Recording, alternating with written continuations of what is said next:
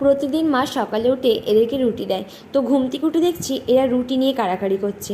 আর সুন্দরী এত বদমাইশ হচ্ছে, কাউকে খেতে দিতে চায় না, নিজেই খাবে। হ্যালো এভরিওয়ান, তো আজ ছিল আমার কলেজ। আমার বাড়ি থেকে কলেজের ডিস্টেন্স অনেকটা হওয়ার জন্য খুব সকালে বেরোতে হয়। এদিকে দেখছি পুরো কুয়াশায় ভরে গেছে। যদিও এটা একদিন আগের ভিডিও, দেখে মনে হচ্ছে শীতকাল, হয়তো মেঘলার জন্য কুয়াশাটা দিয়েছিল। দেখতে দেখতে আমি স্টেশনে পৌঁছে গেছি, মানে আরামবাগ স্টেশনে।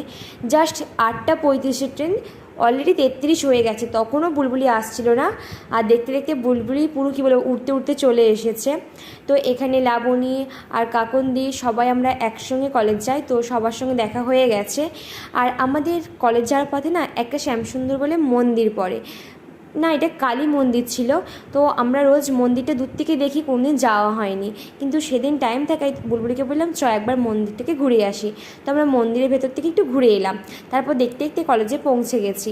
আর কলেজটার প্রাকৃতিক দৃশ্য তো তোমরা আগেও দেখেছো, খুব সুন্দর, একদম গঙ্গার ধারে, দারুণ কিন্তু সুন্দর। আর আমরা ক্লাস শুরু হয়ে গেছে, আর আমরা বসেছিলাম লাস্ট বেঞ্চে, কারণ আমরা তো পড়াশোনা করি না। তারপরে ক্লাস শেষে বাড়ি ফেরার পালা। আর সেদিন আমাদের কি হয়েছিল জানি না, বুলবুলি শুধু খাই খাই করছিল। মানে আমি যদি একটা ভিডিও করতাম শুধু আমরা কী কী খাই তারই একটা ভিডিও হয়ে যেত। আর এটা ছিল পরের দিন সকালে, বাচ্চাগুলোর সামনে আছে এক্সাম, তাই আমি ওদেরকে এখন এইভাবে বসাই, কারণ কেউ কারো দেখে লেখা যাবে না, কারণ ওদের কোনটা ভুল হচ্ছে আমি বুঝতেই পারবো না। তাই এরকম ছড়িয়ে ছিটিয়ে বসাই, যাতে কেউ কারো দেখতে পায় আর ওদের যেটা অসুবিধা হচ্ছে আমি বুঝতে পারি। তো আমার প্রতিদিনের মতো আজকেও ছিল একটু মুড়ি খাওয়ার জন্য তরকারি করা। তো এখানে আজকে করছিলাম হালকা করে আলুর তরকারি।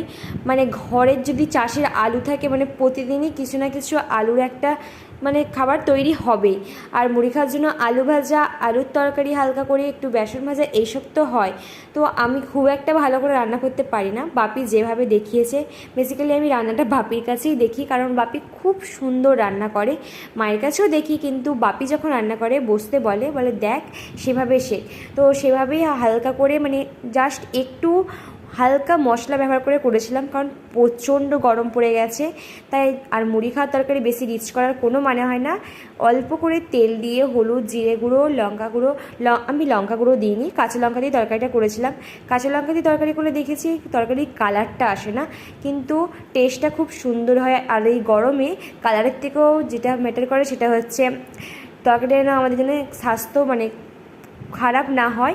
আর এই গরমে একটু যতটা পারবো ঝাল কম খাওয়াই ভালো। আর আমি তো একদমই ঝাল খেতে পারি না, নিজের দিকটা আমি দেখি, কারণ আমি একটুখানিও ঝাল খেতে পারি না, একদম অল্প পরিমাণে। আর দেখতে এদিকে আমার এদিকে তরকারি হয়েও গেছে, আরও কিছু কাজ ছিল।